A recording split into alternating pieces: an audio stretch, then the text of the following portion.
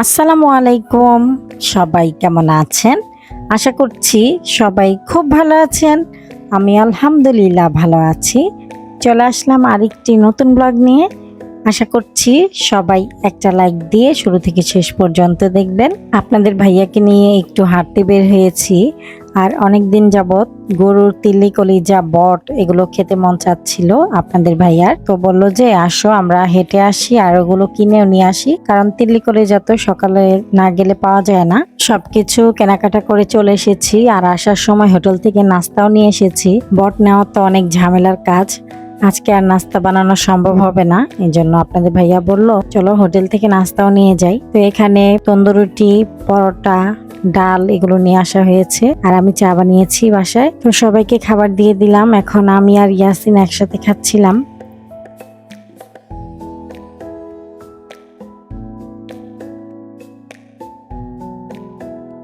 আর আমার কাছে তো তন্দুর রুটি দিয়ে দুধ চা দিয়ে অনেক ভালো লাগে।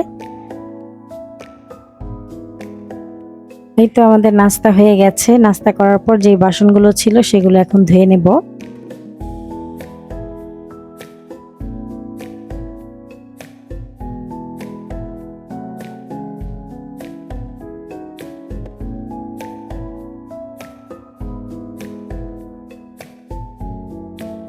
আমি একটা মাজনি দেখাবো আপনাদেরকে। বলেন তো এই মাজনিটা কিসের? যারা যারা জানেন আমাকে কমেন্টের মাধ্যমে জানাবেন এটা কিসের মাজনি। এই মাজনিটা দিয়ে খুব ভালো পরিষ্কার হয় থালা বাসন।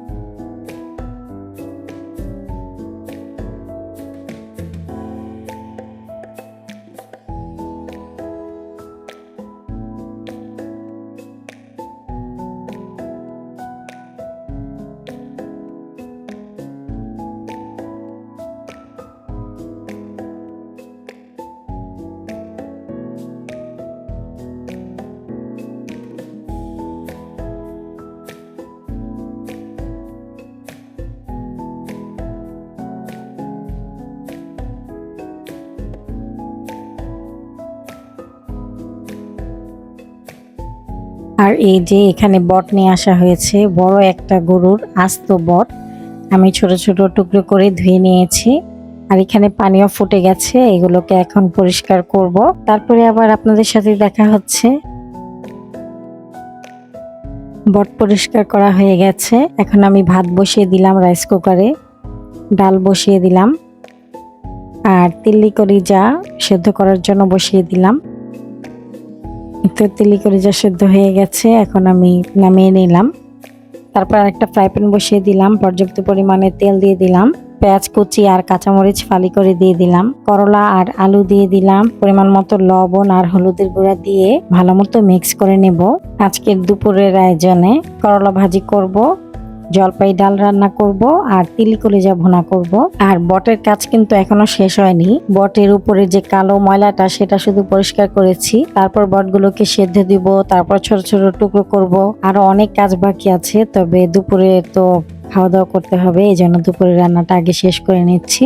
বাকি কাজগুলো দুপুরে খাওয়া দাওয়া করার পর করব, কারণ জুম্মার দিন নামাজ পড়তে হবে। আর ওরা তো নামাজ পড়ে এসে খাবার চাবে, তখন তো খাবার দিতে হবে, তাই না? এই তো ডালটা প্রায় হয়ে গেছে, এখন বাগার দিব।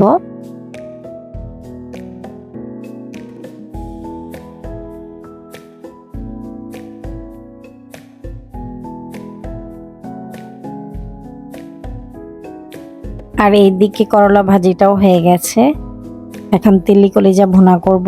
তেলের উপর গোটা গরম মশলা দিয়ে দিলাম, বেশ পরিমাণে পেঁয়াজ কুচি দিয়ে দিলাম। এইদিকে পেঁয়াজটা ভাজা হোক আর ওইদিকে আমি তেলি কলিজার উপরে পর্দাটা ফেলে ছোট ছোট টুকরো করে ভালো মতো ধুয়ে নেই। অনেকে এই তেলি কলিজার যেই উপরের পর্দাটা থাকে সেটা উঠায় না। এই পর্দাটা না উঠালে কিন্তু কলিজাটা খেতে ভালো লাগে না, শক্ত শক্ত মনে হয় আর রাবার রাবার মনে হয় খেতে।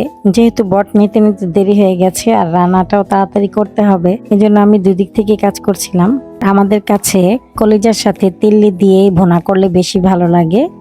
আর এখানে পেঁয়াজটাও ভাজা হয়ে গেছে, বেরেস্তার মতো করেই ভেজে নিয়েছি। তারপর দিয়ে দিলাম হলুদ মরিচ ধনিয়ার গুঁড়া, তারপর পানি দিয়ে দিলাম, জিরার গুঁড়া দিয়ে দিলাম, আদা রসুন বাটা দিয়ে দিলাম। তারপর মশলাটাকে ভালো মতো কষাবো। মশলাটাকে এখানে কষাতে দিয়ে আবার চলে আসলাম তিল্লি করে যা টুকরো করে নিব। আর আপনাদেরকে একটা গুরুত্বপূর্ণ টিপস দিই, আপনারা যারা যারা মনে করেন যে এইভাবে প্রসেস করে তারপরে ডিপ ফ্রিজে সংরক্ষণ করবেন, তারা কিন্তু কখনোই এই কাজটা করবেন না। কারণ এই যে এরকম টুকরো করে যদি আপনি ফ্রিজে রেখে দেন না, কিছুদিন পরে যখন বের করবেন তখন রান্না করে দেখবেন যে ভেতরে কেমন স্পঞ্জি স্পঞ্জি হয়ে গেছে, একটু ভালো লাগবে না। যদি আপনাদের সংরক্ষণ করতেই হয় তাহলে আপনারা কাঁচা অবস্থায় রেখে দিবেন, যেমনটি আজকে আমি করেছি। কাঁচা অবস্থায় আমি এর আরো অর্ধেকটা ছিল তেলি কলিজা, সেগুলোকে আমি রেখে দিয়েছি কাঁচা অবস্থায়। আর যেগুলো রান্না করব ঠিক সেগুলোই আমি সেদ্ধ করে তারপর টুকরো করে নিয়েছি। এখন আমি খুব ভালো মতো এই টুকরো করা তেলি কলিজা ধুয়ে নিব। আর এইদিকে মশলাটা কষানো হয়ে গেছে, এখন আমি টুকরো করা তিল্লি কলিজা দিয়ে দিলাম। কলিজাগুলোকে মশলার সাথে খুব ভালো মতো কষাবো।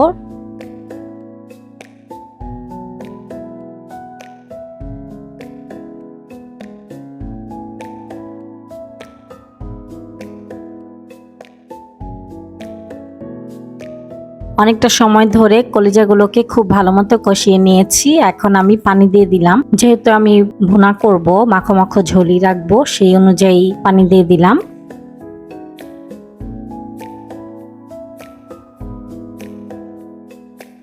কয়েকটা আস্ত কাঁচামরিচ দিয়ে দিলাম, গরম মশলার গুঁড়া দিয়ে দিলাম,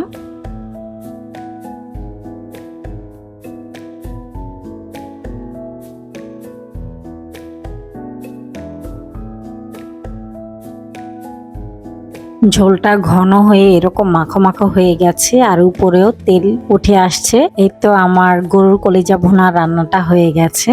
সবার খাওয়া দাওয়া শেষ, সব শেষে নামাজ পড়ে আমি এখন খেতে বসলাম।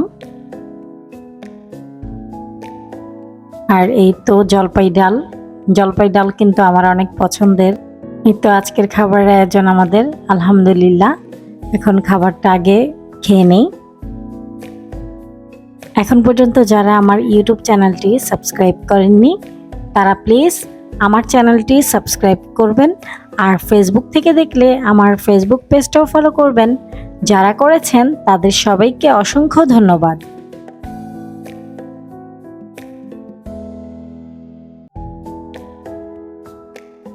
খাওয়া দাওয়া শেষ করে একটু বসে বসে রেস্ট নিচ্ছিলাম। ঘুমাতে মন চাচ্ছিল কিন্তু ঘুমানো যাবে না, বটের কাজ রয়ে গেছে। আর একটা আইসক্রিম নিয়ে আসলাম, ওরা সবাই খেয়েছে, আমার আইসক্রিমটা ফ্রিজে ছিল, এখন আমি খেয়ে নিচ্ছি। আর আপনাদের ভাইয়াও ঘুমাচ্ছিল। ভিডিওটি ভালো লাগলে প্লিজ একটি লাইক দিবেন। ভিডিও সংক্রান্ত কোনো মতামত থাকলে কমেন্টসের মাধ্যমে জানাতে পারেন। আপনাদের লাইক এবং কমেন্টস আমাকে অনেক উৎসাহিত করে নতুন একটি ভিডিও তৈরি করার জন্য। আজকের মতো ভিডিওটি এ পর্যন্তই। আবার চলে আসব নতুন একটি ব্লগ নিয়ে। সে পর্যন্ত সবাই ভালো থাকবেন, সুস্থ থাকবেন। আল্লাহ হাফেজ।